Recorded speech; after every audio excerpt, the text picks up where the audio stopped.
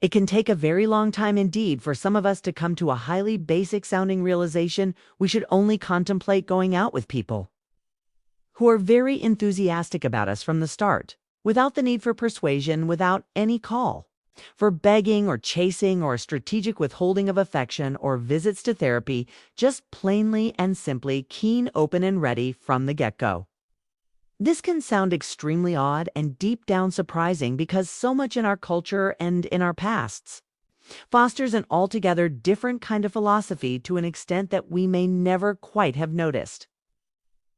In many cases, what we call love is really, upon examination, the business of overcoming obstacles and resistances to love. It's precisely not about meeting up with someone who is already smiling at us and already on board. What we have understood by a love story for the last 2,000 years is essentially a study of one person as keen as mustard trying their very hardest to persuade another disengaged and elsewhere to look their way. The beloved is beautiful or dashing, brilliant or beguiling, but there must always, according to the literary canon, be some substantial problem or another.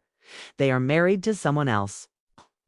They are devoted to God. They are too proud and offended to acknowledge their need for tenderness. What we call a plot is then the retelling of all the arduous steps that had to be taken in order that a few pages from the end of the book or epic poem, the couple could finally be united and wedding vows exchanged. Love isn't really love at all. It's the delineation of the colorful obstacles to its realization and enactment. There is a more intimate counterpart to these epic tales of frustration. In many of our psychological histories growing up, we may have first learnt about love from parental figures who were in their way every bit as unreliable, distracted, and unfulfilling as any literary romantic paragon. These parental figures will not have been especially impressed by us. They might have kept their feelings guarded.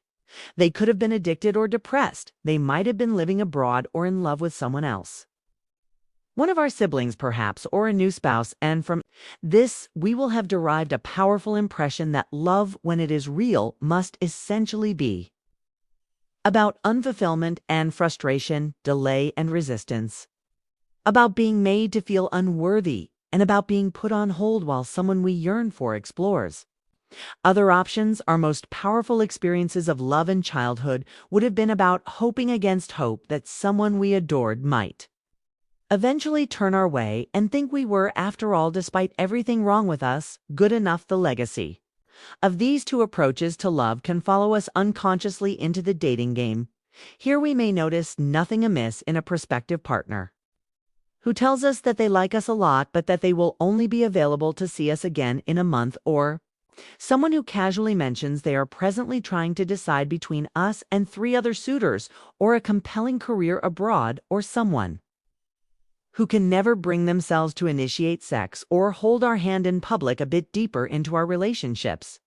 We may similarly not spot that it might be less than ideal to be trying to convince someone that they should go into therapy so that they'll finally see that they want us, or that we are in fact just as much fun to spend Saturday evenings with as their friends. To cut through the nonsense, we may be in need of a robust awakening. So complicated and multiple are the requirements of a good life with someone: childcare, finances, sexual intimacy, friendship. The only person we should, for a moment, ever contemplate being with is someone who at the start of the journey can already be at the table with a conviction to match our own.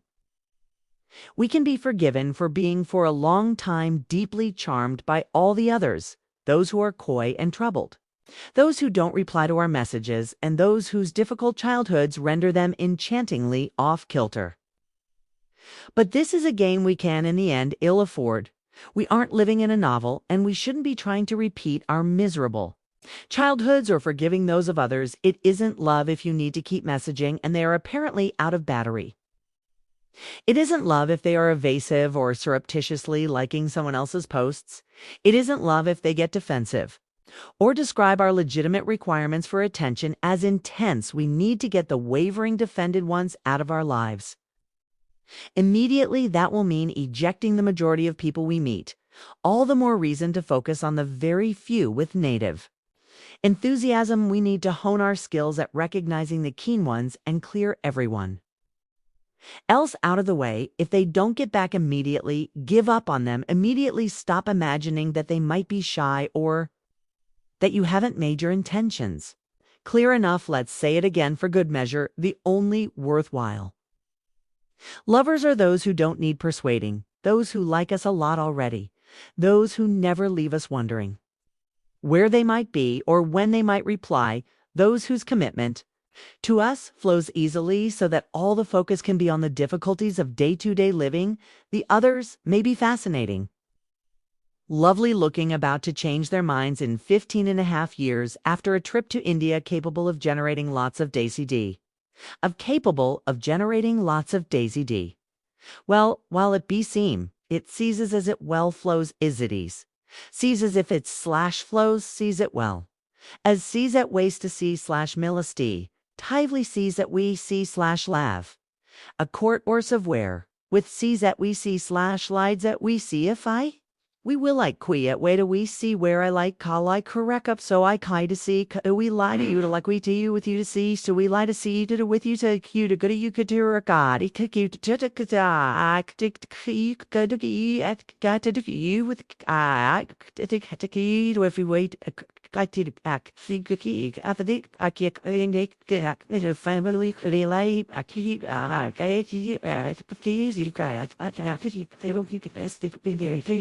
late night arguments, an ideal for a movie or psychoanalytic case study. They're also just a plain waste of our precious time. And here's the truth to keep close.